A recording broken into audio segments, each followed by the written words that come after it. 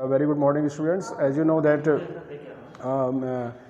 before last 6 months we have continued our syllabus of class 12 economics, and in macroeconomics I have discussed all the important issue of macroeconomics along with you, and after that I have started the Indian economic development, and yesterday I have finished the chapter number 10 of Indian economic development, employment and unemployment situation of our country. The basic things behind today conversation is that now I have shifted from Rajiv Gandhi Navodaya Vidyalaya to Government Inter College Korba as an English lecturer, so it's not possible for me that I will continue this type of lecture for you, but I am always with you and I am staying in Rajiv Gandhi Navodaya Vidyalaya campus. So whenever you have any problem in macroeconomics especially, so you will consult with me.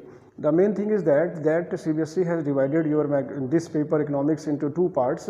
First part is the theory part of my macroeconomics and Indian economic development, which carry 80 marks and 20 marks for this your project work. So 100 marks paper, this paper is on behalf of the CBSE examination. So you should concentrate your study towards the macroeconomics, because macroeconomics is a technical paper and Indian economic development is a theoretical paper.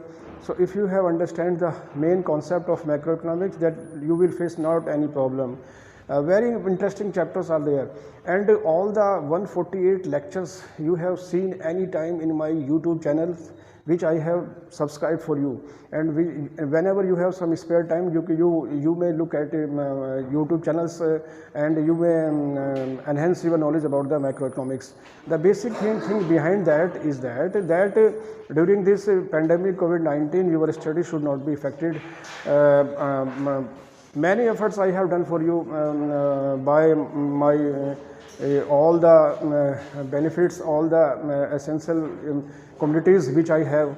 So I have always tried to be facilitate you along with all these, and this is not an easy task, because कोई भी जब ऐसी चुनौती आती है तो बच्चों उसको हमें अवसर के रूप में ले लेना है, और ये मैं बता रहा हूँ आपको कि जो आपने इससे सीखा होगा उससे अच्छा आप क्लास में भी नहीं पढ़ सकते थे, जितनी कोशिश यहाँ की गई। 148 लेक्चर्स मैंने काउंट किए, मेरे यूट्यूब चैनल में है, मैक्रोइकनॉमिक्स इंक्लूड इंडियन इकोनॉमिक डेवलपमेंट। तो अब आपके पास ये बहाना नहीं है कि हमारी पढ़ाई नहीं हुई। हाफ ईयरली एग्जाम भी मैंने आपको ऑनलाइन करवाया और आपका बड़ा अच्छा रिस्पॉन्स रहा, कुछ बच्चों ने तो बहुत ही अच्छा किया। So it's a very appreciable job you have done, but 70% students have not care about their study. This is not a good situation. मैंने आपको देखिए मार्च में ही कहा था कि ये जो स्थिति होगी ये लंबे समय तक चलेगी, ये 1-2 महीने की बात नहीं रहेगी। मैंने अनुमानित आपको उस समय बताया था कि शायद ये नवंबर तक चले, और वही हुआ। आज जो है हम नवंबर महीना हमारा स्टार्ट होने वाला है, 1-2 दिन में नवंबर भी स्टार्ट हो जाएगा।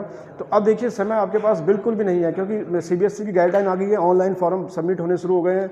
डेफिनेटली दिसंबर में आपके प्रैक्टिकल स्टार्ट हो जाएंगे, क्योंकि CBSE अपने शेड्यूल में कोई चेंज करने नहीं जा रहा है, और सीधा फिर वो मार्च में आपके एग्जाम करवाएगा CBSE।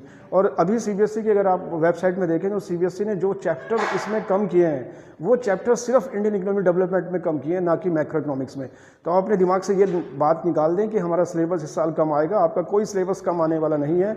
मैंने फुल सिलेबस के बारे में आपको बताया। अगर कोई चैप्टर बाद में रिड्यूस करती है CBSE तो वो आपके लिए बेनिफिट हो जाएगा, आपने तो पढ़ लिया ना उसको। तो ये चीज़ थी।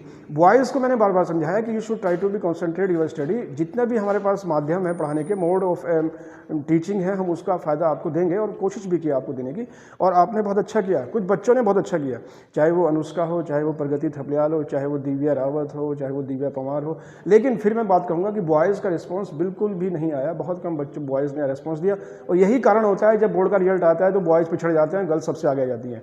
इतने सालों में आपने देखा होगा कि हमारा गर्ल्स का रिजल्ट तो बहुत अच्छा रहा है, बॉयज़ हमेशा पिछड़ जाते हैं। तो उसका कारण एक यही है कि आप लापरवाही करते हैं। तो अभी भी आपके पास समय है, आप जब भी स्कूल खुलते हैं आप उसको दोबारा से रिपीट करिए। मैक्रो इकोनॉमिक्स को ज़्यादा टाइम दीजिए, क्योंकि इंडियन इकोनॉमिक डेवलपमेंट तो थियोरेटिकल पेपर है, इसमें तो कोई ऐसी मतलब थियोरेटिकल पेपर होने से कोई टेक्निकल चीज़ इसमें नहीं है जो कि आपको नहीं आती हो, ना समझ में आती हो, मार्क्स आपको मिल ही जाएंगे। लेकिन मैक्रो इकोनॉमिक्स में ऐसा नहीं है। Macro economics is a totally technical paper. उसमें चाहे नेशनल इनकम फाइंडिंग हो, चाहे एग्रीगेट डिमांड हो, चाहे एग्रीगेट सप्लाई हो, चाहे हमारे पास लॉ हो, चाहे वो हमारे पास न्यूमेरिकल्स पोर्शन हो, चाहे वो इन्वेस्टमेंट मल्टीप्लायर्स के न्यूमेरिकल्स हो, चाहे वो MPC MPS हो, चाहे APC APS हो, ये सब टेक्निकल्स हैं। इसमें मार्क्स आते हैं, लेकिन तब आते हैं जब आप अच्छी तरह से इसकी स्टडी करें। तो best of luck students, and my best wishes with you. I hope that you will be carry on your study, and time to time whenever I will in campus you will contact with me. So have a good day, be safe, be healthy. Thank you very much.